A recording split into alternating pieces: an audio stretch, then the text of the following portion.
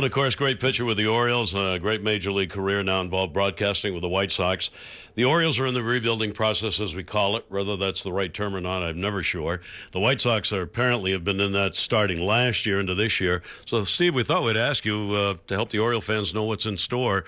What are the White Sox doing? How are they doing it? What does it look like? First of all, there's a lot of pain because you're not going to play good baseball because ostensibly you're trading away some of your better players to get a handle on the future. And hopefully you'll be able to see your young players develop.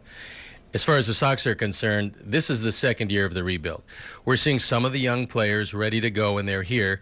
Tim Anderson at shortstop just keeps getting better. Moncada, although he committed a big error last night, is swinging the bat better. So some of our youngsters are looking like they're absorbing the plan. They understand it.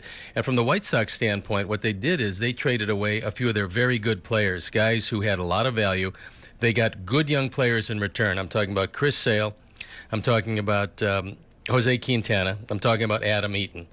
They went to various places, and we got the cream of their minor league system to come to our organization where these guys look like they've got a chance. That's all you can ask for, is get a supply of talent, and some of the guys are going to wash out. Some of the guys are going to get hurt. Some of the guys aren't going to develop. If you have enough talent, eventually, if you get 30%, then you have a very good major league system. But I will say that for the fans of the Orioles, there will be some pain as you take 2 steps back to take 5 steps forward. You can't do it without the pain, and that's what the White Sox are going through now. Steve, there's always a time frame on this, and that's always arguable as to what that is. In this day and age, what's reasonable?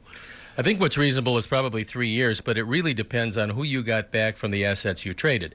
If you got back quality players, guys who you can look to the future and say, okay, that guy will develop here, he's going to develop here, then I think you have a chance to do it in 3 years. If you don't get good players back when you trade your assets away, then it's going to take a little bit longer because then you have to develop from your system. You have to go into your international scouting. You have to hope in the case of the Orioles that you can revamp that.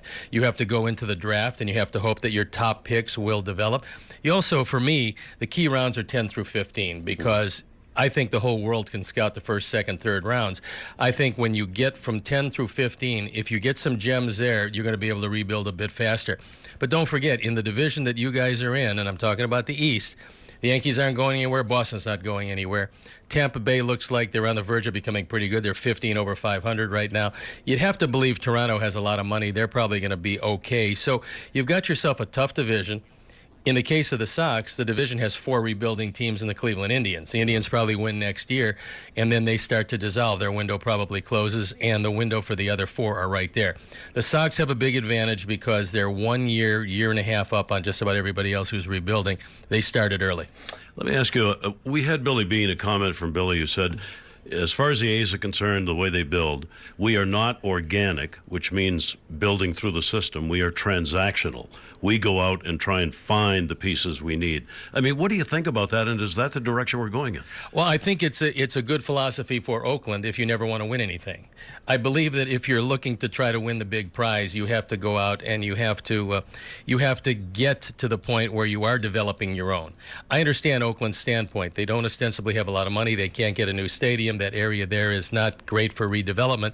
So Oakland has a bit of a problem. However, they find a way to get competitive, but they can't get the big prize. The whole object of this entire endeavor is to win the big prize, as you guys in Baltimore know. We found that out in 2005. It's been a while since the Sox have been back. We're trying to get there again. But without going for the big prize, without developing your own and then getting transactional as well as developing your own, I don't think you're going to get there, and I think the proof is in Oakland. They get close. They just don't get there. All right. Steve, always great to talk to you. Thanks for the info on how the White Sox are getting it done. Be well. Thank you.